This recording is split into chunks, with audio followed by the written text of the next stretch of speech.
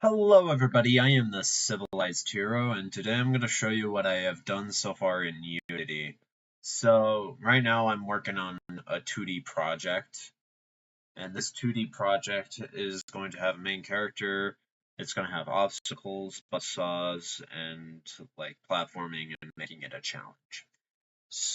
And with also health too. So, what's going on is that we have our character, and he is kind of in the animation. As you can see by the bottom here, it is moving up and down every time because it's playing through the animation. He does this little wave. This will be his wall jump. This will be his his jumping animation when we do that.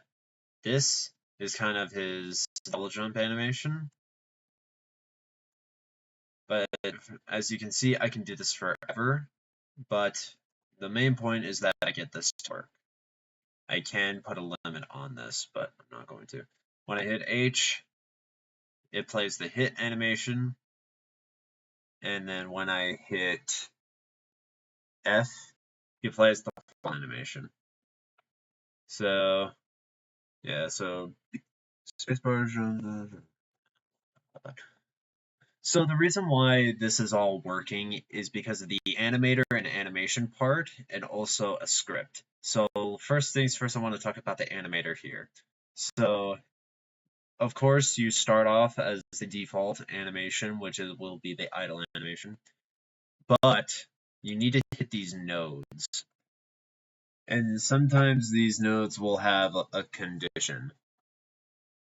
So you have a return node, or you have the trigger node, and this will have a trigger on it. These are all triggers. And when you hit that specific trigger, it will go into here, causing you to play the double jump animation, and then it will go back into the idle animation. You need something to go back into. Because if you just leave it as like double jump, he'll double jump forever. I keep all of the idle animations like hit, fall, jump, running, jump, so that it will play the animations. So when I click on, let's say, hit, when I press play, it will go through the hit animation. And all of this is in threes. And how animation works is that you gotta time it out per frame. Because if you squeeze it all together, it will play all of those frames in a second. Now, if you have a ton of sprites, you could make it flow smoothly, but this also moves smoothly as well because we're dealing with 2D animation. These are nodes. All of these have different sprite sets to them, which I have in my assets. And then I just drag him in and then place him in, and then it works. The move character script.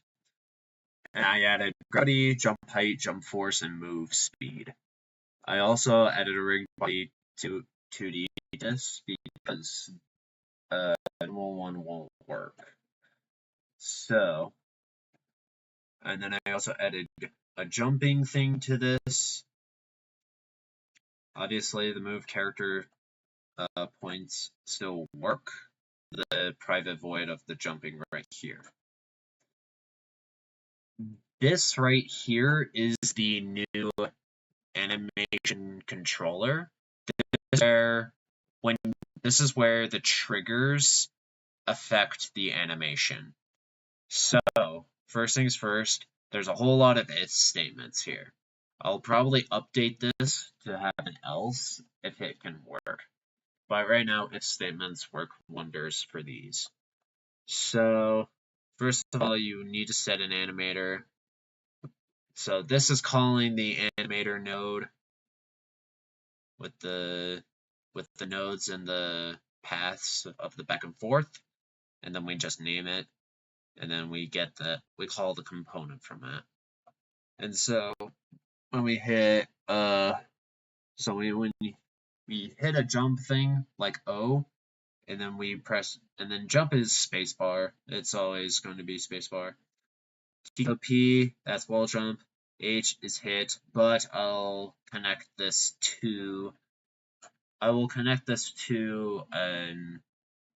like for instance, I'm gonna create a saw blade. When I create a saw blade, this will be the condition statement. And then obviously when I get hit by it, it will come back, obviously. So F is for falling. Then of course, this allows me to run continuously. Because if you don't have this, your thing cannot run continuously. And I also had to make out a bool. If you're pressing A and D, or left or right, which is horizontal, the statement will be like, okay, you are running, so we're going to keep on playing the animation. When you stop, then it will stop the animation, which is really cool. Me and another person figured out that we don't need to have a library folder in my repository because I duplicated it and I placed it somewhere else so that I have a copy of it so that everything can run and everything can work. So I'm glad that I can get in and still work on it. I pushed it through the terminal, which works a lot faster, and I know the progress of the push that happens. I also learned that a force push can be useful if you are trying to get rid of some of these, because a force push will get rid of some of these, but it could also potentially destroy your current one. You just got to be careful and be wise on your git pushes on the website here. So of course, the website has my project here. But yeah, it's really fun to animate this character and animate the sprite, and I cannot wait to add in a health bar and a spinning saw blade, which will be fun and easy to do, kind of.